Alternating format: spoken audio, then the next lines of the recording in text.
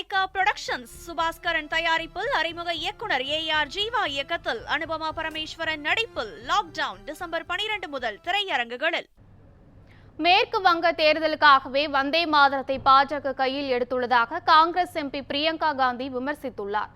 மக்களவையில் நடைபெற்ற வந்தே மாதரம் 150வது ஆண்டு நிறைவு சிறப்பு விவாதத்தில் எம்பி பிரியங்கா காந்தி பேசினார். சுதந்திர போராட்டத்தின் அடையாளமாகவே வந்தே மாதரம் திகழ்வதாகவும் காங்கிரஸ் மாநாட்டில்தான் முதன்முறையாக வந்தே மாதரம் பாடப்பட்டதாகவும் கூறினார்.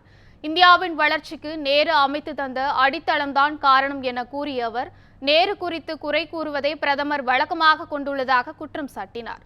நாட்டின் முக்கிய பிரச்சனைகளில் இருந்து திசை திருப்பவே பாஜக அரசு வந்ததே மாதரம் குறித்து விவாதம் நடத்துவதாகவும், மேற்கு வங்க தேர்தல் வருவதால் தான் வந்தே மாதரத்தை கையில் எடுத்துள்ளதாகவும் விமர்சித்தார்.